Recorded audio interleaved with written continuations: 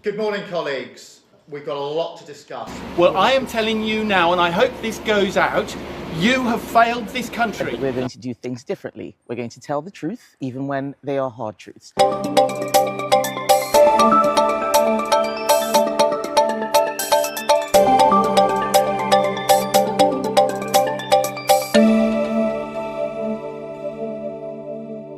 Keir Starmer is not just in trouble. He's in free fall. Councillors are walking out. His top advisor, gone. And now, a lawsuit that could end his premiership. But don't worry, everything's fine, right? He's just in Paris playing world leader while Britain burns. This isn't just a bad week for Starmer. It's a full-blown collapse. And guess what? It's not bad luck. It's not the media. It's him. Starmer's leadership is a crisis. And in this video, we're exposing the rot at the heart of Number 10. From the mass resignations, to the damning insider leaks, to the devastating policy betrayals he's trying to bury. Because while Keir plays dress-up on the global stage, his government is falling apart at home. Let's break it all down. 3 Labour councillors, not nobodies, but veterans, just quit in protest. Sandra Peake, she's been Labour longer than most of us have been alive. Over 30 years. Gone. Why? Because under Starmer, the party isn't Labour anymore. Her words, not ours. I don't even recognize the party. And she's not alone. Chris Kane, Emma Stevenson, all walked out, not to join another party, but to say, we can't do this anymore. That's not a political shift. That's a vote of no confidence in Starmer himself. And their reason? Starmer has abandoned the people Labour swore to protect. The WASPI women left to suffer. The Horizon scandal victims betrayed. Starmer's silence? Deafening. This isn't politics. This is cowardice. But wait, it gets worse. The Telegraph just dropped a political nuke from inside Downing Street. Someone close to Starmer, very close, spilled everything. Quote, Keir thinks he's driving the train, but we've sat him at the front of the DLR. Translation, he's pretending to lead. The real decisions being made behind his back.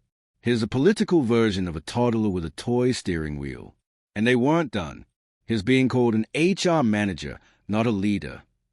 Paper pushing while the country sinks into economic decline, violent crime, and a housing disaster. Where's the vision? Where's the spine? Hiding somewhere behind the photocopier. So, what does Starmer do when it all falls apart? Runs. To Paris. Yep, right as the walls of Number 10 are caving in, he jets off for a Ukraine summit, standing next to Macron, pretending to be relevant.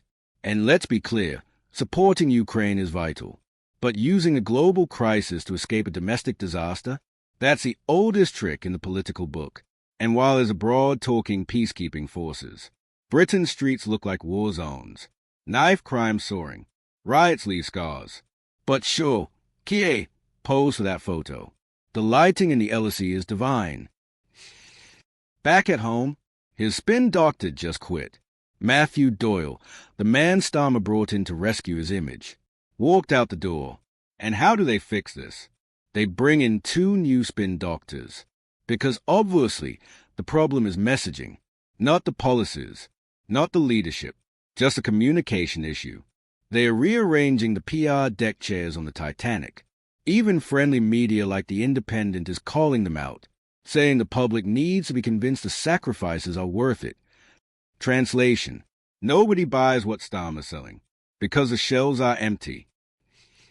And now comes a final straw, a new bill, hidden behind the chaos, that could destroy people's livelihoods. The Planning and Infrastructure Bill would allow councils to buy your land, not at development value, but at current value. So, if your farm is worth millions after development, tough, you'll be paid pennies. It's a land grab in all but name. Even global investors are shocked. India compensates its farmers more fairly than Britain does now. You know it's terrible when India is schooling the UK on respecting property rights.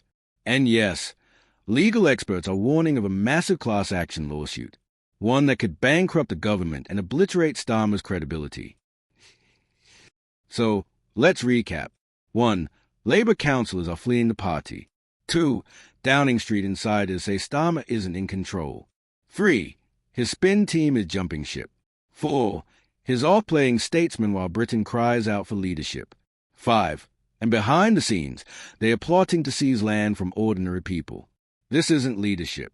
This is a slow-motion implosion. A government that looks like it's working, until you look closer and realize it's all smoke, mirrors, and photo ops. Keir Starmer didn't just lose the room. He lost the country. The cracks aren't forming. They've already spread. And no spin doctor, no summit, no stage photo with Macron can cover up the truth. Starmer's Labour is broken. His leadership, a facade. And the public, we've had enough. The question isn't if this government collapses.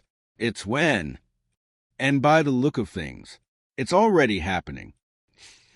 If you think Britain deserves real leadership, not empty suits and broken promises, share this video, subscribe for more exposés, and most importantly, stay informed, because the next political earthquake is already rumbling beneath our feet.